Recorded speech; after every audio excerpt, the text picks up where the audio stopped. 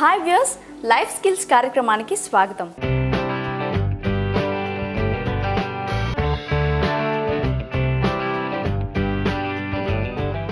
ప్రస్తుత సమాజంలో చిన్న పెద్ద అనే వ్యత్యాసం లేకుండా ప్రతి ఒక్కరూ మానసిక ఒత్తిడికి గురవుతున్నారు.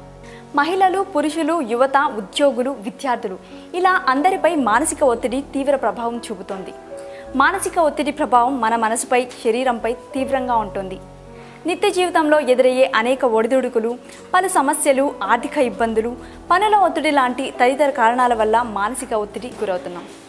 ఒత్తిడి వల్ల అధిక రక్తపోటు, అల్సర్, ఆస్తమా, గుండె సంబంధిత వ్యాధులు, నిద్రలేమి, అజీర్తి, ఆందోళన, ఏకాగ్రత లోపించడం, అలాగే జ్ఞాపక శక్తి కోల్పోవడం లాంటి పలు సమస్యలకు లోనవుతున్నాం. మరి ఈ ఒత్తిడిని ఎలా అధిగమించాలి? దీనికి గల మరిన్ని కారణాలు, పరిష్కార మార్గాల గురించి వివరించి చెప్పడానికి మనతో ఉన్నారు ప్రముఖ వైద్యులు డాక్టర్ శైలజ గారు. మరి వారిని అడిగి మరిన్ని వివరాలు తెలుసుకుందాం.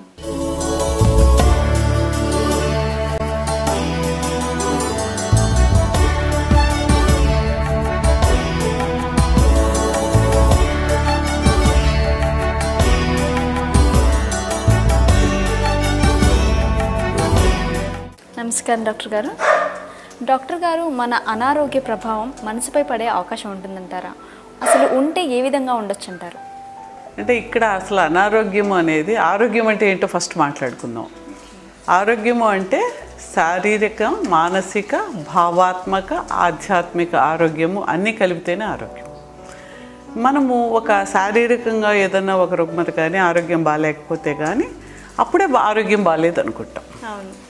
కానీ అన్నిటి మీద, అంటే మన శరీరం మీద ఫిజికల్గా శరీరంలో కలిగే మార్పుల వలన శరీరము బాగా లేకపోతే ఇక్కడ ఏంటి, డిస్ఈజ్. అనారోగ్యం అంటే డిస్ఈజ్. అంటే ఈజ్ అంటే ఏంటి, కంఫర్టబుల్గా సుఖంగా ఉండడం. డిస్ఈజ్ అంటే సుఖంగా లేకపోవడం. కాబట్టి ఈ డిసీజ్ అనేది ఏంటి, శారీరకంగా అయితే శారీరకమైన రుగ్మత, మానసికంగా అయితే మానసికమైన రుగ్మత, భావాత్మక అంటే ఎమోషనల్, మనకి ఎమోషనల్గా ఎన్నో సమస్యలు ఉంటాయి. అలాగే ఆధ్యాత్మికత అంటే ఒక రియల్ స్పిరిచువల్ మనిషిగా లేకపోవడం కూడా మన అనారోగ్యానికి కారణమవుతుంది. ఇక్కడ చాలా వరకు ఈవెన్ మన మోడర్న్ సైంటిఫిక్ దాంట్లో కూడా సైకోసోమాటిక్ డిసీజెస్ అంటారు. చాలా డిసీజెస్కి మన యొక్క మానసిక స్థితిలోంచి, మన యొక్క సబ్కాన్షియస్ మైండ్లోంచి ఉండే మన స్థితిలోంచే మన యొక్క జబ్బు బయటకు వస్తుంది. చాలా వరకు చూడండి, కొంతమందికి అన్ని టెస్ట్ చేయించాము, అన్ని రిపోర్ట్లు బాగున్నాయి, కానీ నాకు బాగలేదు, నాకు నీరసంగా ఉంటుంది, నాకు మనసు బాగుండడం లేదు, లేదంటే ఏదో తెలియని అరిగినట్టు ఉండడం లేదని చెప్తారు. బట్ రిపోర్ట్స్ చూస్తే బాగానే ఉంటాయి. అంత నార్మల్గా ఉండి కూడా ఏదో ఒక మరి అక్కడే మరి రావాలి కదా. నువ్వు నిజంగా నీకు తెలుస్తుంది బాగా లేదు అని, నాకు తెలుస్తుంది నాకు ఆరోగ్యం లేదని, కానీ రిపోర్ట్లో రావడం లేదు. ఇక్కడ మనం ఏంటి, మానసికమైన ఈసారి మన ఎమోషనల్ ఇవన్నీ కూడా ఏంటంటే మన యొక్క శక్తి మండలంలో ఉంటాయి, ఎనర్జీ బాడీలో ఉంటాయి. అంటే మన యొక్క శారీరకమైన అదే కాదు, మన చుట్టూ ఉండే ఒక శక్తి మండలాన్ని, దాన్ని మనం ఏమంటామంటే ఎనర్జీ బాడీ అంటాం, శక్తి మండలం అంటాం. ఈ యొక్క శక్తి మండలంలో బాగా లేకపోయినా సరే, బ్యాలెన్స్ లేకపోయినా సరే, సమతుల్యత లేకపోయినా సరే మనం అనారోగ్యానికి గురవుతాం. అంటే డాక్టర్ గారు, మీరు అన్నట్లుగానే ఈ సమతుల్యత లేకపోవడానికి ఏమైనా ముఖ్యంగా కారణాలు ఉన్నాయంటారు? మన యొక్క జీవన విధానమే. అంటే జీవన విధానం అంటే ఏంటి, ఒక చిన్న పిల్లవాడు ఉన్నాడు, వాడు సంతోషంగా సరదాగా ఉంటాడు, వాడికి ప్రత్యేకమైన సమస్యలు అది కావాలి, ఇది కావాలి, ఇంకేదో చిన్నదేదో కావాలంటాడు, చాక్లెట్ కావాలంటాడు, ఇస్తే ఆనందపడతాడు, లేదంటే ఏడుస్తాడు, మళ్ళీ కాసేపు మర్చిపోతాడు. కానీ మనకు ఏ సమస్య నిజంగా లేకపోయినా సరే మనము రకరకాలుగా ఊహించుకుని ఒక స్ట్రెస్ని మనం క్రియేట్ చేసుకుంటాం. ఇప్పుడు మన జీవన విధానంలోనే చాలా స్ట్రెస్ ఉంది, మానసిక ఒత్తిడి ఉంది. ఈ మానసిక ఒత్తిడి ఎక్కడి నుంచి వస్తుంది? మన యొక్క జీవన విధానం, మన యొక్క వాల్యూస్ మారిపోయాయి.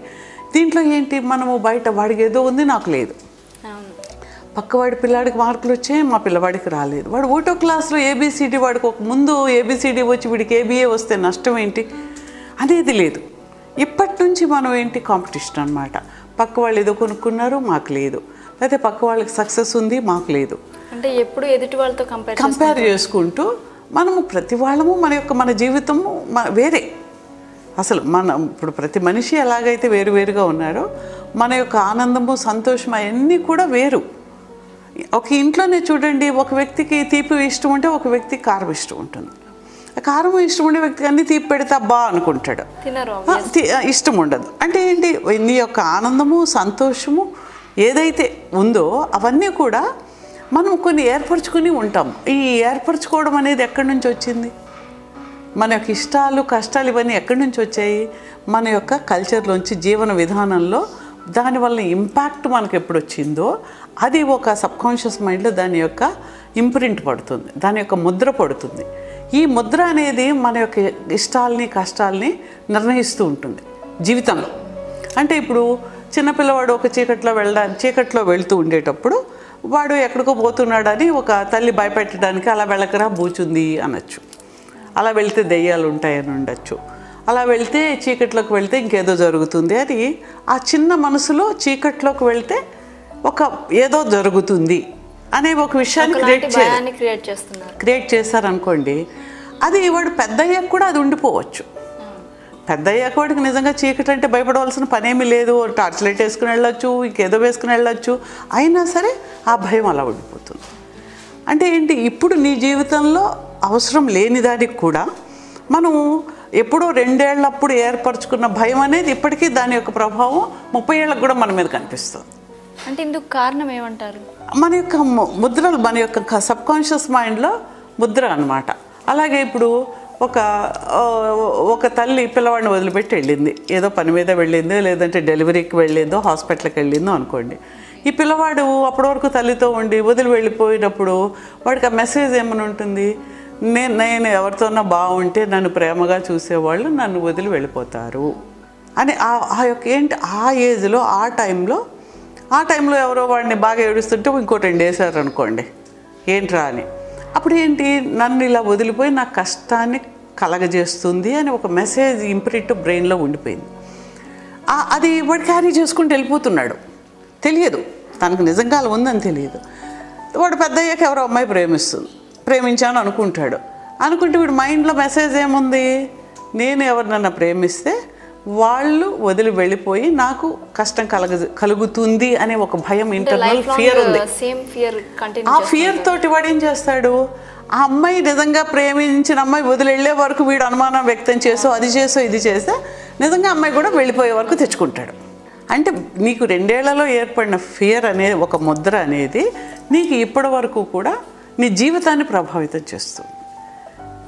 అలాగే ఇప్పుడు మన యొక్క ఒక కోపం కానీ భయం కానీ ఏదైనా ఉన్నప్పుడు, ఇప్పుడు గబుక్కున పాంగ్ అనిపించింది, మనం ఇలా అనుకున్నప్పుడు ఏమవుతుంది, ఆ భయం వల్ల మనలో ఎన్నో రసాయనాలు విడుదలవుతాయి, ఎంజైమ్స్ ఇవన్నీ విడుదలవుతాయి.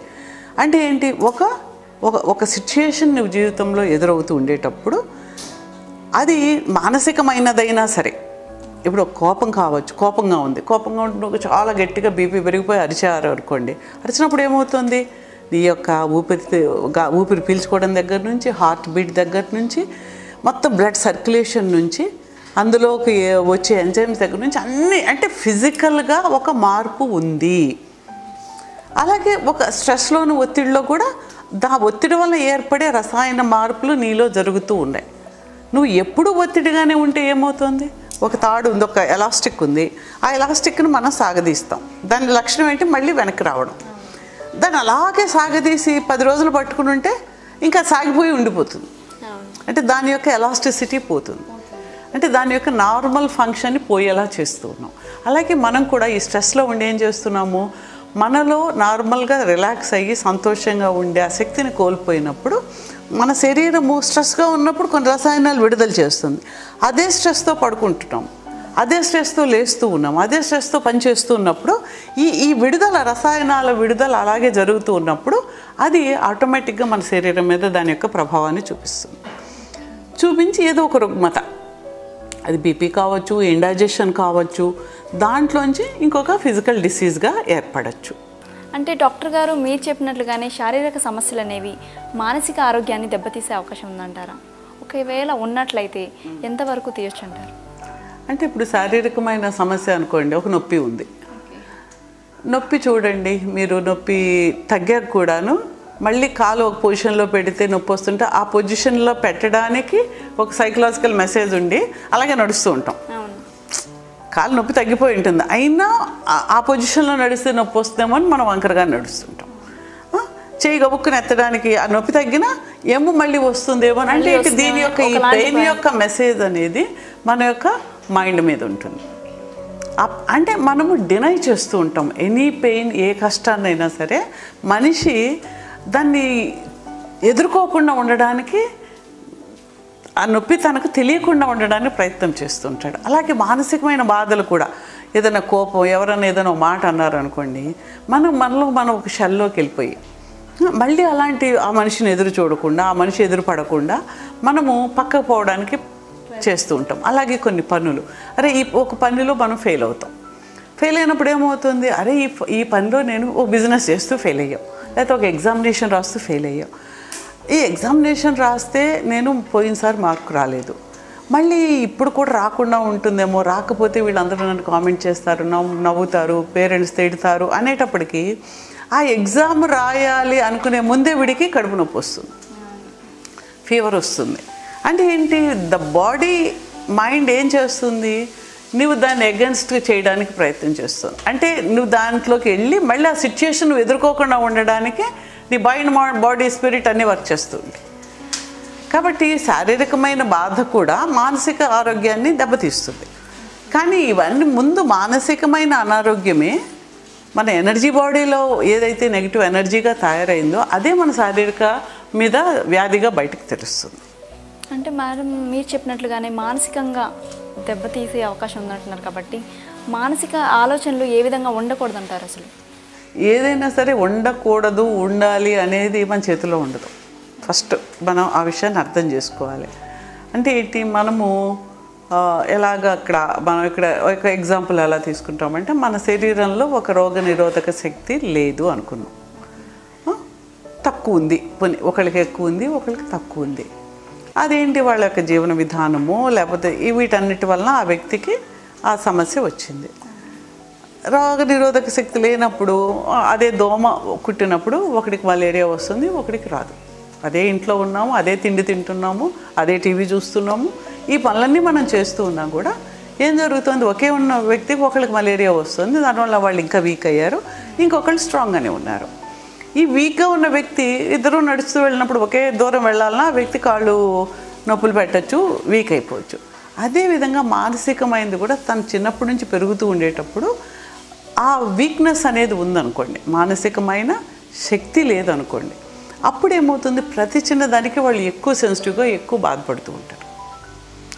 బాధ అనేది కూడా ఏం చేస్తుంది, మన శరీరంలో రసాయనాలు క్రియేట్ చేస్తుంది. సంతోషంగా ఉంటే కొన్ని రసాయనాలు, బాధగా ఉంటే కొన్ని రసాయనాలు మన శరీరంలో విడుదలవుతూ ఉంటాయి. అంటే ఏంటి, మనము మానసికంగా బాధగా ఉన్నాము, యాంగ్షియస్గా ఉన్నాము, డిప్రెషన్లో ఉన్నామంటే దానికి సరిపడిన కొన్ని రసాయనాలు నిజంగా శారీరకంగా నిజంగా ఉన్నాయి, కనిపించని మానసికమైన బాధ అయినా సరే. అంటే అవి మన శరీరంలో మనకు అవసరం లేనివి తయారవుతూ ఉన్నాయంటే అది ఏదో ఒక విధమైన డిసీజ్ని కలగజేస్తాయి. అంటే మేడం మీరు చెప్పినట్లుగానే ఈ మానసికంగా కృంగిపోవడానికి ఎలాంటి పరిస్థితులు దారితీస్తాయంటారు? అంటే మనిషి ఇప్పుడేమవుతుంది, మన యొక్క జీవన విధానంలో మన యొక్క పరుగుల జీవితం అన్నమాట. మనకు నిజంగా ఏం కావాలో మనకు తెలియదు. ఏదో టీవీలో చూస్తాము, పక్కన చూస్తాం, పుస్తకాల్లో చూస్తాం, మన జీవితం అదే అనుకుంటాం, అది ఉంటేనే మనకు సంతోషం అనుకుంటాం. కాబట్టి in pursuit of that pleasure, ఆ సంతోషం కావాలి అనుకుని, అది ఉంటేనే మనకు సంతోషం అనుకుని మనం అందరం పరిగెడుతూ ఉన్నాం. ఈ పరిగెడుతూ ఉండేటప్పుడు ఏంటి, అవి ఎప్పుడైతే మనకు రాలేదో అప్పుడు మనం మానసికంగా ఏదో కోల్పోతున్నాము, మనకి జీవితంలో మనకి ఏదో ఫెయిల్ అయిపోయాము అని మనిషి కృంగిపోతాడు. అంటే మెంటల్గా ముందుగానే ప్రిపేర్ అవుతుంటారు అనమాట. అంటే ఇది అంటే మన యొక్క అలా కాదమ్మా. ఇప్పుడు ఎలా ఉంటుందంటే, నీకు 1 కిలోమీటరు పరిగెట్టే శక్తి ఉంది, నీకు 1 కిలోమీటర్ పరిగెడితే చాలు కూడా అనుకో. సపోజ్ నీకు ఒక చోటుకు వెళ్ళాలి, 1 కిలోమీటర్ నడిచి వెళ్ళాలి, ఆ శక్తి నీకుంటే చాలు కదా. నువ్వు అవసరం లేకపోయినా ఈ కిలోమీటర్ వెళ్ళడానికి 10 కిలోమీటర్లు తిరిగి అక్కడ రావాలని ప్రయత్నం చేసావు అనుకో. అంటే ఇప్పుడు సపోజ్ నెక్లెస్ రోడ్ చాలా బాగుంది, అందంగా వేశారు కాబట్టి, నా స్కూల్కి ఒక్కటిపల్లిలో ఉంటే నేను నెక్లెస్ రోడ్డు బాగుంది కాబట్టి దాన్ని నడిచి వచ్చి దాంట్లోంచి వచ్చి మా స్కూల్కి వెళ్తానని ప్రయత్నం చేశాను అనుకో, ఏమవుతుంది నా జీవితం, స్కూల్కి టైంకి వెళ్ళలేను, ఏ పని చేయలేను, అక్కడ ఫెయిల్ అవుతాను, ఫెయిల్ అయ్యాననే బాధ నాకు ఉంటుంది. అలాగే మనము జీవితంలో ప్రతిదీ కూడా ఇంకేదో కావాలి, ఆ ఏదో కావాలి కూడా ఏంటి, నా కోసం కాదు, పక్క వాళ్ళు చూసి అనుకోవడం కోసం. పక్క వాళ్ళు చూసి మన గురించి బాగుంది అని అనుకోవాలి అనేది ఏదో ఒక ఫీలింగ్ అన్నమాట. దీంట్లో ఏమవుతుంది, అది అచీవ్ చేయలేకపోయినప్పుడు ఏమవుతుంది, మానసికంగా కృంగిపోతున్నారు.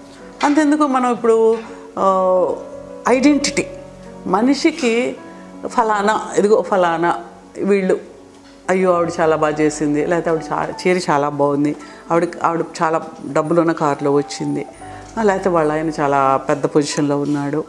ఇవన్నీ ఏంటి, ఎవరి కోసం?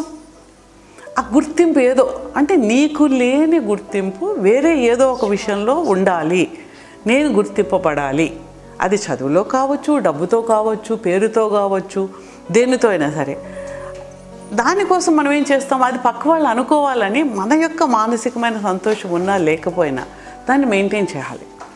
ఇప్పుడు ఒక సినిమా హీరో ఉన్నాడు అనుకోండి, ఆ సినిమా హీరో చాలా మంచి మంచి సినిమాలు చేసి చాలా పెద్ద బోల్డ్ హిట్లు ఇచ్చి చాలా మంచి సినిమాలు చేసి బోల్డ్ హిట్లు వచ్చాయి. 1-2 సినిమాలు ఫెయిల్ అయితే నష్టం ఏంటి? నష్టమేం లేదు. కానీ వీడు ఫెయిల్ అయిపోయాడు, వీడి సినిమాలు ఆడడం లేదని 10 మంది అంటారు అనేటప్పుడు వీడు కృంగిపోతాడు.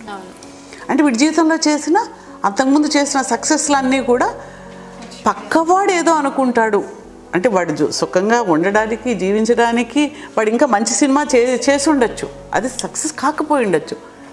కానీ దాన్ని కరెక్ట్ పర్స్పెక్టివ్తో మనం చూడలేకపోతాం. అంటే ఏంటి, ఎదుటి వ్యక్తి చాలామంది మనల్ని గుర్తిస్తున్నారు అనే ఒక భావనలో మన యొక్క మనశ్శాంతిని మనం కోల్పోతాం. కానీ నిజంగా మనకు మనశ్శాంతి, మన సంతోషం ఎన్ని అచీవ్ అయ్యి మన రూమ్లో పడుకుంటే మనకు నిజంగా మనశ్శాంతి ఉందా అంటే చాలామందికి ఉండడం లేదు. ఏ పొజిషను, ఎంత డబ్బు, ఏమున్నా సరే వాడికి ఇంకేదో లేదు. అంటే ఏంటి, నీకు రియల్గా నీ అంతర్గతంగా శారీరక, మానసిక, భావాత్మక, ఆధ్యాత్మికమైన ఆరోగ్యం నీకు లేనప్పుడు ప్రపంచంలో ఏది ఉన్నా నీకు సంతోషం ఉండదు. పూర్తిగా అవుతాయి. ఆ రెండు అసలు వేరే కాదు. ఇప్పుడు మీరున్నారు, మీకు ఒక ఆలోచన ఉందా, ఒక ఇష్టం ఉందా, కష్టం ఉందా? మీ మనసు లేకుండా మీరున్నారా? మనసు లేకుండా మీరు లేరు, లేరు కదా. మనసు అంటే మీకు ఒక ఆలోచన, థాట్, ఇవి లేకుండా, ఇవి నిద్రలో కూడా, మీరు నిద్రపోయినా మీకు ఏదో కళ వస్తుంది. ఒక కళలో మంచి జరిగింది అనుకోండి, చాలా సంతోషమైన కళ అనుకోండి, మీరు లేవగానే మనసు చాలా సంతోషంగా ఉంటుంది. ఏదో పీడకలు అనుకోండి, లేవగానే మామూలుగా నిజంగా జరిగితే అంత భయము మీకు ఉంటుంది. So even in the sleep మనం ఎప్పుడు కూడా ఇవన్నీ కలిపే ఉంటాయి. మన యొక్క ఇమోషన్ కానీ ఏవైనా అన్ని కలిపి మనిషి ఉంటాడు అన్నమాట. కాబట్టి మానసిక సమస్య శారీరక సమస్యగా బయటకు తెలుస్తుంది, శారీరక సమస్య కూడా మానసికంగా మనిషిని కృంగతీస్తుంది. శారీరకంగా ఒక క్యాన్సర్ వచ్చిందనుకోండి, క్యాన్సర్ అని తెలిసాక మానసికంగా చాలా దెబ్బతింటారు. కానీ దీనికి ఆ మానసికమైన సమస్యలు, మానసికమైన స్ట్రెస్, స్ట్రెయిన్, నెగిటివ్ థాట్స్ ఇవన్నీ కూడా మళ్ళీ క్యాన్సర్కి దోహదం చేస్తుంటాయి, మనిషికి ఆల్రెడీ ఉన్నవి. మరి ఇవన్నీ ఎక్కడి నుంచి వస్తున్నాయి? నీ మనిషి నెగిటివ్గా థాట్ చేస్తూ ఆనందంగా, సంతోషంగా, యాంగ్జైటీగా ఉన్నాడు అంటే నీ యొక్క జీవన విధానాన్ని సంతోషంగా ఉంచుకోలేకపోవడం వల్ల, నువ్వు దాన్ని అలాగ జీవితాంతము పెంచుకుంటూ రావడం వల్ల అది ఏదో ఒక రూపంలో నీ శరీరంలోంచి ఒక రుగ్మతగా, జబ్బుగా బయటకు వస్తుంది. కాబట్టి అవి రెండింటినీ విడిగా మనం తీయలేము, రెండు ఒకటే. అలాగే క్యాన్సర్ ఉన్నవాళ్ళు కూడా మానసికమైన ధైర్యంతో, కొన్ని ప్రాక్టీసెస్ తోటి చేసుకుంటే వాళ్ళు చాలా చక్కగా బయటకు వచ్చిన కేసెస్ కూడా ఉంది. ఒక్క మెడిసినే కాదు, తన యొక్క మనసుతోటి, తన యొక్క ధైర్యంతో, తన యొక్క పాజిటివ్ థాట్ తోటి, పాజిటివ్ ఎనర్జీని పెంచుకున్నప్పుడు ఆ వ్యక్తి చాలా ఆరోగ్యంగా బయటకు రావడం గుర్తిస్తుంది. అంటే రీహాబిలిటేషన్లో కూడా అలాగే హార్ట్ ఆపరేషన్ అయిందనుకోండి, చాలా మనిషి కృంగిపోతాడు. చిన్న కొంచెం హార్ట్ ఇలా అన్నా సరే, అమ్మో మళ్ళీ హార్ట్ అటాక్ వచ్చేస్తుందేమో, ఇంకా అయిపోయింది నా పని అని ఇంకా తను ఎక్కువ చేసుకుంటూ ఉంటాడు. మనం ఎప్పుడైతే ఈ ఎనర్జీ ట్రాన్స్ఫర్ టెక్నిక్స్ మనం వాళ్ళకి నేర్పిస్తే ఆ వ్యక్తి ఇంకా చాలా ఆనందంగా బయటకు రావడానికి అవకాశం ఉంటుంది. మేడం, మీరు చెప్పినట్లుగానే మానసికంగా కృంగిపోతున్న వారికి ఏ విధంగా ప్రోత్సహించాలంటారు? అంటే మానసికంగా కృంగిపోవడం అనేది కూడా, అది కూడా ఒక ఫిజికల్, అంటే మెటీరియల్గా ఉన్న ఒక జబ్బు అనేది మనం గుర్తించాలి. అదేదో లేనిది, కనిపించనిది కాదు. ఇప్పుడు అదే డిప్రెషన్లో ఉన్న వ్యక్తి ఆత్మహత్య చేసుకోవచ్చు, అంటే ఫిజికల్ బాడీని తీసేసుకుంటున్నాడు కదా. అంటే ఒక యాక్షన్కి ప్రేరేపిస్తుంది కదా మానసికమైన కృంగుబాటు అనేది. అలాగే ఆ యాంగ్జైటీ తోటి ఏదో తప్పు చేయొచ్చు, ఎంతోమంది సైకలాజికల్ ప్రాబ్లమ్స్ తోటి వెళ్ళి హత్యలు చేసేవాళ్ళు ఉన్నారు. అంటే ఇవన్నీ మనం ఎన్నో తప్పులు చేసేవాళ్ళు ఉన్నారు. నిన్న మొన్న ఎవడో ఫోన్లు ఎమ్మెల్యేస్కి వాళ్ళకి రకరకాల ఫోన్లు చేసి వాళ్ళని హెరాస్ చేశాడంటే ఏదో తన జీవితంలో మోసపోయాను కాబట్టి వాళ్ళందరికీ నేను చేస్తున్నాను అంటే ఏంటి, నీ యొక్క మానసికమైన సమస్య నీ యొక్క జీవితాన్ని ప్రభావితం చేస్తుంది. కాబట్టి మనము ఇక్కడేంటి, దాన్ని బయటకు రావాలంటే అది మనం ఏం చేయలేమని వదలకూడదు. అంటే ఇప్పుడు శారీరకంగా సమస్య అంటే డాక్టర్ దగ్గరికి వెళ్తున్నాము, మందు ఇస్తున్నాము, వేసుకుంటున్నాము, లేకపోతే ఆయుర్వేద వెళ్తున్నాము, ఇంకోటి హోమియోపతి వెళ్తాము, న్యాచురోపతి వెళ్తాము, ఇలా రకరకాలు చేస్తున్నాము. కానీ ఈ శరీరము, మనసు, ఎనర్జీ బాడీ అన్నీ ఉన్నాయి మనవే. కానీ ఫిజికల్గా ఈ శారీరకమైన శరీరం కనిపిస్తూ ఉంది, మన చుట్టూ ఉండే ఈ ఎనర్జీ బాడీ అనేది మనకు కనిపించదు. ఇప్పుడు గాలి లేదు అని అనగలమా? గాలి ఉంది, లేదా? లేదని చెప్పలేం కదా, ఉంది. లేదని చెప్పలేం కదా, ఉంది. అది లేకపోతే మనం లేవు. ఆ గాలి లోపలికి వెళ్ళి బయటికి రాకపోతే మనం లేవు. కాబట్టి కనిపించదు కాబట్టి లేదని కాదు. ఈ ఎనర్జీ బాడీ కూడా కనిపించకపోయినా మనలోంచి ఒక బయోమ్యాగ్నెటిక్ ఎనర్జీ వేవ్స్ లాగా వెళ్తూ ఉంటుంది. ఈ ఎనర్జీ బాడీలో ఈ మానసికమైన మనోమయ కోశంలో ఇవన్నీ ఉంటాయి. కాబట్టి దాన్ని ప్యూరిఫై చేయడం అనేది ఒక పద్ధతి. ఇప్పుడు మనం ఈ గదిలో ఉన్నాం అనుకోండి, ఈ కుర్చీ బాగాలేదు, ఇది ఒక కోడ్ బాగాలేదు, విరిగిపోతుంటే పడిపోతున్నాం, అమ్మో జాగ్రత్తగా మనం దాన్ని రిపేర్ చేయడానికి ప్రయత్నం చేస్తున్నాము. అలాగే ఇక్కడ గాలి బాగాలేదు అనుకోండి, ఇక్కడ ఏదో ఒక చెడు వస్తుండే, ఒక చెడు వాసన వస్తుంటే కనిపించడం లేదు కదా గాలి అని మనము అయినా కూడా మనము ఉండడానికి ప్రయత్నం చేస్తాం, అంతే కదా. ఈ గాలిని బాగు చేయడానికి ఫ్యాన్ వేస్తాము, ఎగ్జాస్ట్ ఫ్యాన్ వేస్తాము, ఇక్కడ మురికినంత శుభ్రం చేస్తాము, ఈ గాలిని బాగు చేస్తాము. అలాగే మనం కనిపించిన శారీరకంగా ఒక దెబ్బను లేకపోతే ఒక రుగ్మతను ఎలా బాగు చేస్తున్నామో, ఈ మానసికమైన ఎఫెక్ట్ ఈ ఎనర్జీ బాడీ సరిగ్గా లేనప్పుడు వస్తుంది. కాబట్టి దానికి కొన్ని ప్రక్రియలను మనం చేయడం ద్వారా, కొన్ని మెడిటేషన్స్, కొన్ని బ్రీదింగ్ టెక్నిక్స్, వీటిని చేయడం ద్వారా మనము ఈ మానసికమైన డిప్రెషన్లోంచి, ఆ భయంలోంచి, ఎంతోమందికి రకరకాల భయాలు ఉంటాయి. ఆ చిన్న వాటికి చాలా భయం పడుతూ ఉంటారు. అసలు బయటికి వెళ్ళి మాట్లాడాలంటే భయము, పబ్లిక్లో మాట్లాడాలంటే భయము, ఇంటర్వ్యూకి వెళ్ళాలంటే భయము, ఇలా ఎన్నో రకాలు ఉన్నాయి. అయితే ఇక్కడ 2-3 రకాలైన ప్రక్రియలు ఉన్నాయి. పర్సనాలిటీ డెవలప్మెంట్లో అనుకోండి, నువ్వేదో ధైర్యంగా ఉండాలి, నువ్వు ఇలా అనుకోవాలి, ఎదుటుండేవాడికి ఏం రాదు అనుకోవాలి, అప్పుడు నువ్వు మాట్లాడాలి, ఇలాంటివి కొన్ని చెప్తారు. ఇక్కడ మళ్ళీ నువ్వు నీ బ్రెయిన్ మీద నువ్వు ఆటో సజెషన్ ఇచ్చుకుని దాంట్లోంచి బయటకు వచ్చి చేయగలగాలి. బట్ మన ధ్యానహితాలో మేము చెప్పే టెక్నిక్స్లో ఎనర్జీ ట్రాన్స్ఫర్ చేసే టెక్నిక్ నేర్పిస్తాం. అంటే ఇప్పుడు మనం ఒక టాబ్లెట్ ఎలా వేసుకుంటే తలనొప్పి తగ్గుతుందో, ఈ ఎనర్జీ అనేది పాస్ చేసుకోవడం ద్వారా, ఇప్పుడు సపోజ్ ఒక వ్యక్తికి ఏదైనా చెప్పడానికి భయం ఉండొచ్చు, ఇంటర్వ్యూకి వెళ్ళడానికి భయం ఉండొచ్చు, పబ్లిక్లో మాట్లాడడానికి భయం ఉండొచ్చు. ఆ వ్యక్తికి మనము ఆ ఎనర్జీని ఈ థ్రోట్ చక్ర దగ్గర ఇవ్వడం ద్వారా అతను నెమ్మదిగా అందులోంచి ఎనర్జైజ్ ఎప్పుడైతే అయ్యిందో దాంట్లోంచి బయటకు రావడం అవకాశం ఉంటుంది. అంటే ఎనర్జీ ఫీల్డ్ని మనము సమతుల్యత లేని ఎనర్జీ ఫీల్డ్ని సమతుల్యం చేసి దాన్ని మంచి ఎనర్జీతో నింపి నెగిటివ్ ఎనర్జీని తీయడం అనే ప్రక్రియ మనం నేర్పించి దాంట్లోంచి వాళ్ళు బయటకు వచ్చేలా నేర్పిస్తాం. అలాగే ఎమోషనల్గా చాలామంది ఒక ఫియర్ ఉంటుంది, యాంగర్ ఉంటుంది. చాలామంది ఈ కాలం పిల్లల్లో ఇన్నర్ యాంగర్ చాలా కనిపిస్తుంది.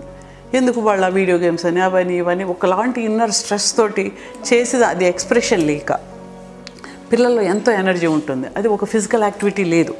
బయటికి పంపిస్తే ఏ కార్లు ఎక్కడ ఉండవు, అపార్ట్మెంట్లో ఉంటారు, ఆడలేరు, ఫిజికల్ యాక్టివిటీ ఉండదు. సో ఈ ఎనర్జీ అంతా వాళ్ళని ఎగ్జాస్ట్ చేయలేం. కాబట్టి అది ఏదో ఒక వైలెంట్, మనం ఏదో బయటికి తీసుకెళ్ళగానే కుక్క కనిపిస్తే కొడతాడు, చీమ కనిపిస్తే చంపుతాడు, చెట్టు కనిపిస్తే దాన్ని విరగొడతాడు. ఇవన్నీ ఏంటి, ఇన్నర్ వైలెన్స్ అనేది అది బయటకు వస్తుంది. కాబట్టి అలా ఉండే పిల్లలకు కూడా మనము వాళ్ళకి నేర్పించవచ్చు, చేసుకోగలిగిన పిల్లలైతే. లేదు అంటే పేరెంట్కి నేర్పించవచ్చు. ఇప్పుడు మదర్స్ ఉన్నారు, ఆ మదర్స్కి మనం నేర్పించడం ద్వారా వాళ్ళు పిల్లలకి చేసుకునే అవకాశాన్ని చేయడం ద్వారా వాళ్ళలో ఉండే మానసిక ప్రవర్తనలో ఉండే ఇబ్బందులు, హైపర్ యాక్టివ్ పిల్లలు ఉంటారు, వాళ్ళకి ఈవెన్ మదర్స్కి ఉండే యాంగ్జైటీ, వీళ్ళలో ఉండే భయాలు వాళ్ళకి, అలా అందరినీ కూడా మనము ఒక హార్మోనియస్ లివింగ్, ఒక ఆనందకరమైన సంతోషకరమైన జీవితం గడపడానికి కావాల్సిన శక్తి ఇచ్చే ప్రక్రియ మనం నేర్పించగలుగుతాం. Thank you madam. మానసిక సమస్యల వల్ల శారీరక సమస్యలు ఏ విధంగా వస్తాయి, వాటితో పాటుగా మానసిక సమస్యల వల్ల ఒక మనిషిపై ఎలాంటి ప్రభావం ఉంటుంది అనే అంశాల గురించి మా ప్రేక్షకులకు చాలా చక్కగా వివరించారు. స్పెషల్లీ TV7 తరఫు నుంచి మా ప్రేక్షకుల తరఫు నుంచి ధన్యవాదాలు.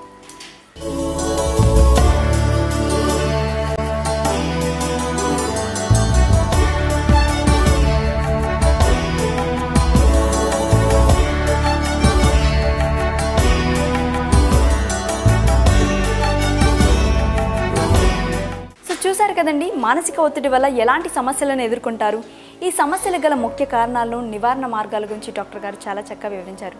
మరి డాక్టర్ గారు చెప్పిన సలహాలు సూచనలు పాటిస్తూ ఆరోగ్యంగా ఉండండి. చూస్తూనే ఉండండి TV7 మంచి ఆరోగ్యం కోసం. నమస్తే.